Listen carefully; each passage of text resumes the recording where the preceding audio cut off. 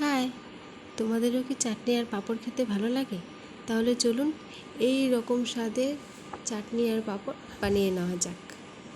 আমি এখানে সব কিছু রেডি করে নিয়েছি: আমের পাল্প, চিনি, ড্রাই ফ্রুটস, লেবু আর বেসিক কিছু মশলা।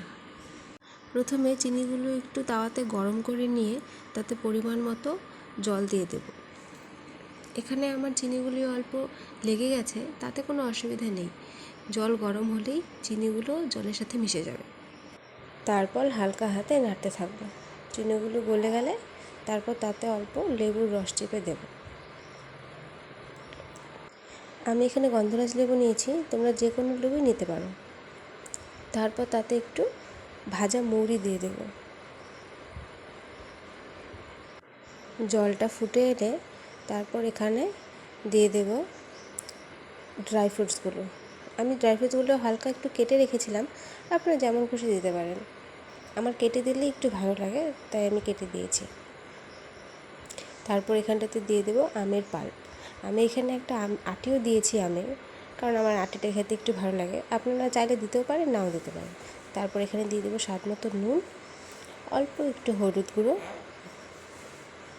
তারপর অল্প ঝালের জন্য দিয়ে দেবো একটু চিলি ফ্লেক্স, তারপর অল্প কাশ্মীরি লাল লঙ্কার গুঁড়ো, যাতে কালারটা একটু সুন্দর হয়। দিলেও হবে, না দিলেও হবে, কোনো অসুবিধা নেই। আমি দিলাম, হাতের সামনে ছিল তাই দিয়ে দিলাম। তারপর ঢেকে রেখে দেব।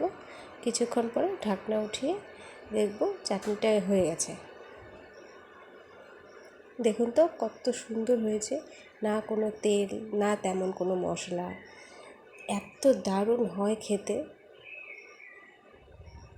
তারপর আমি অল্প পাঁপড় সেঁকে নিলাম। আমার না তেল দিয়ে ভাজার থেকে পাঁপড় সেঁকে খেতেই বেশি ভালো লাগে। তারপর এই তো গরম গরম সার্ভ করুন। দুপুরে খাওয়া দাওয়ার পরে এই চাটনি আর পাঁপড়, উফ!